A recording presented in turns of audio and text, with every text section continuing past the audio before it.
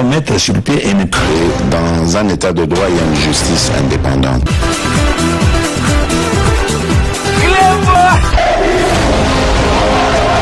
Ce n'est pas pour rien qu'il faut des conseils.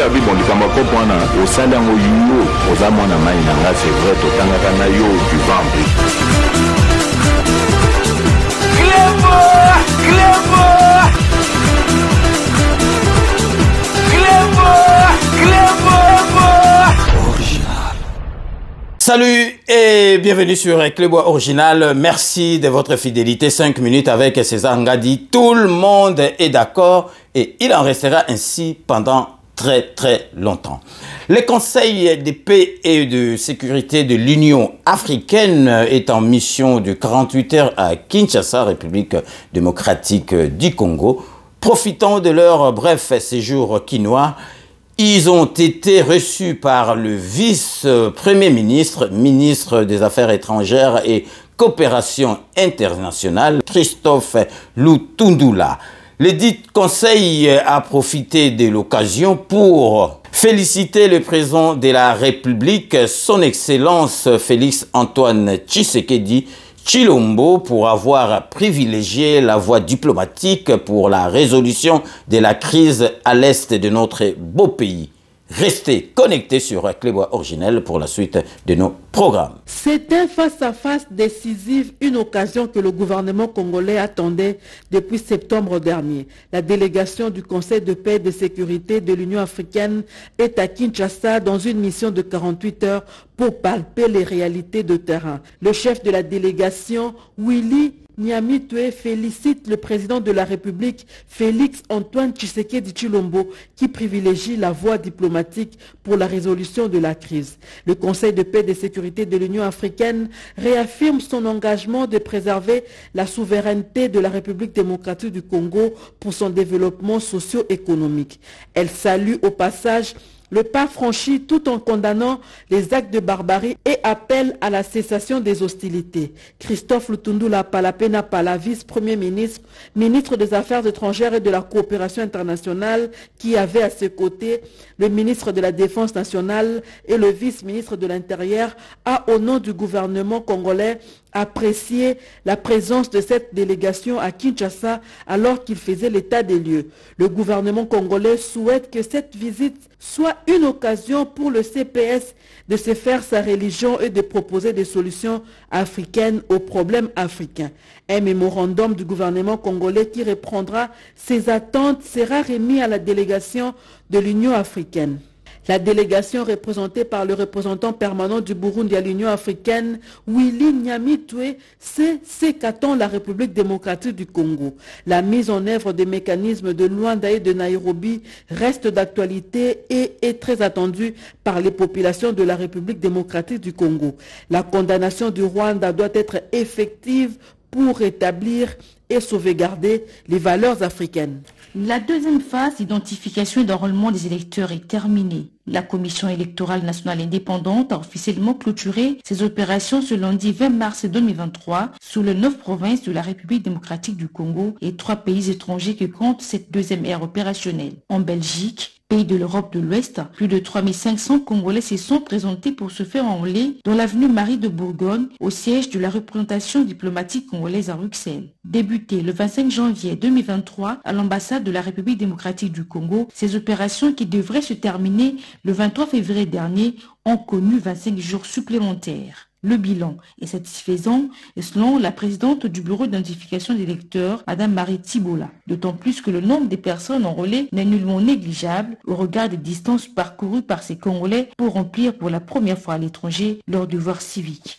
Un fait encourageant pour le numéro 1 de la centrale électorale de Nikadi Makazadi qui affiche son optimisme avec l'appui de toutes les forces vives de l'institution qu'il dirige quant à la tenue dans le délai constitutionnel des élections générales le 20 décembre 2023. Les centres d'inscription d'électeurs officiellement fermés débutent enfin une bonne semaine encore la période des recours en vue de gérer d'éventuels cas de contentieux et une équipe de la cellule juridique de la centrale électorale conduite par Maître Samir Malanda est présente en France et en Belgique.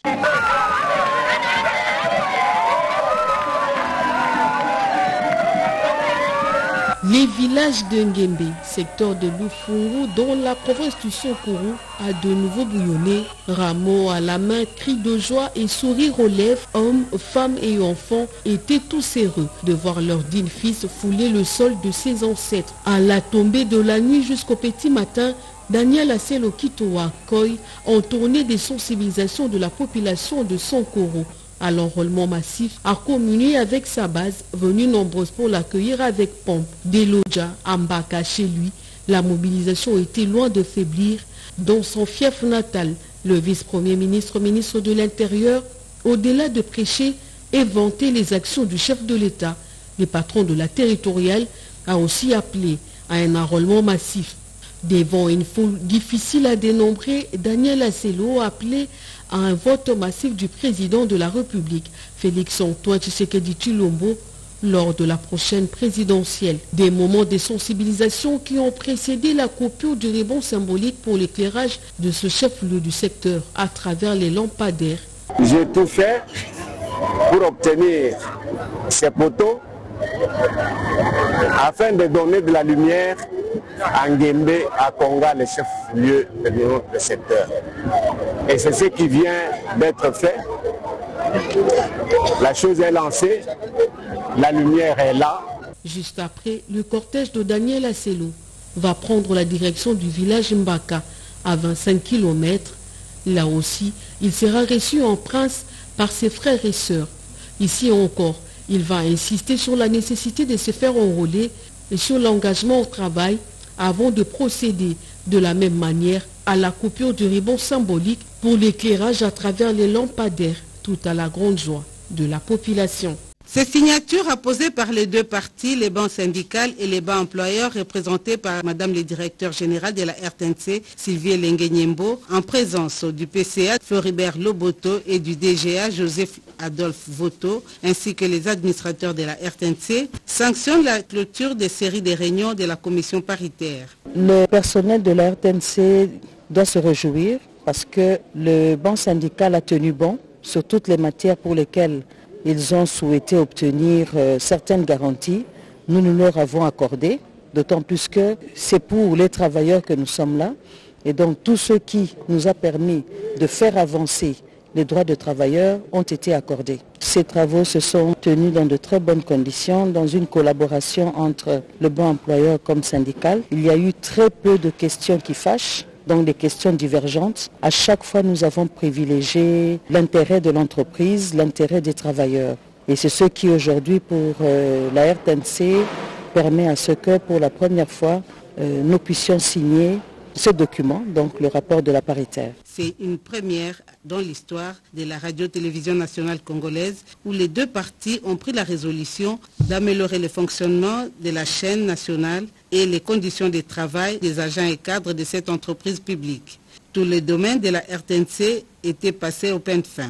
Parmi les résolutions prises, il y a notamment les renouvellements des matériels, la numérisation des rédactions télé et radio, ainsi que l'intégration de la RTNC 2 et 3 dans les bouquets Canal+.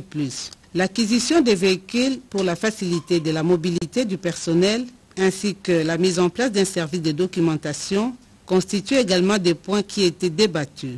Les avancées saluées par tous, parmi lesquelles nous atterrissons en douceur, et c'est une victoire. Ce qui nous a plu le plus, désormais, tout travailleur de la RTNC qui décède va bénéficier de son salaire pendant 6 mois, de l'entièreté de son salaire. Après 6 mois, au 7e mois, on va défalquer sur ce salaire le transport au service et la prime, parce qu'il ne preste plus, mais il va continuer à percevoir son salaire, sa rémunération, jusqu'au jour où l'employeur va lui payer son décompte final, comme nous avons dit, calculé conformément à la convention collective de la RTNC, qui est vraiment avantageuse pour le calcul du décompte final. Madame le directeur général Sylvie Lengue-Nyembo s'est dit très satisfaite du travail abattu qui va contribuer à améliorer le fonctionnement de la RTNC et aussi à rendre cette télévision compétitive. C'est le célèbre marché Tipka. Cette boue permanente a engendré d'autres formes de métiers et commerces. La location des bottes et lavage des pieds. Et oui, une activité lucrative qui nourrit son nom. Papa a bisona zikida awa Ce que vous avez boutique,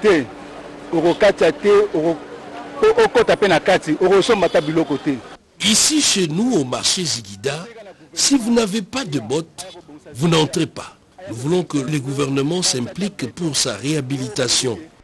L'on peut ni vendre ni acheter sans bottes.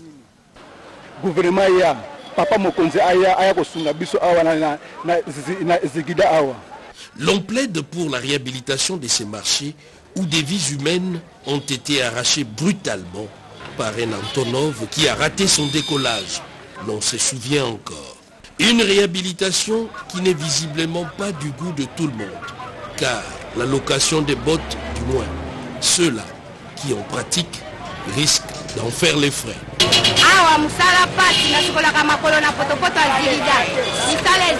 Pas de bottes, vous n'entrez pas. Moi, je lave les pieds des gens qui entrent sans bottes et moi, je vis avec ça. Et si vous décidez de réhabiliter ces marchés, notre boulot c'est fini. Les marchés à la boue, qualificatif peu flatteur, serrer les fruits selon les témoignages recueillis sur place d'un désordre dans les constructions qui empiètent sur l'emprise publique et bouchent certains collecteurs. Au-delà d'un simple constat, ces marchés ont aussi, dans une moindre mesure, les symboles de la résilience des Quinoises et Quinois.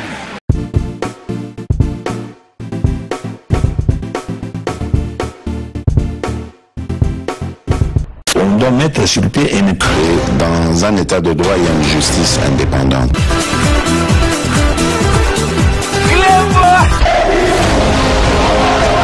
Ce n'est pas pour rien qu'il faut déconstruire. C'est vrai,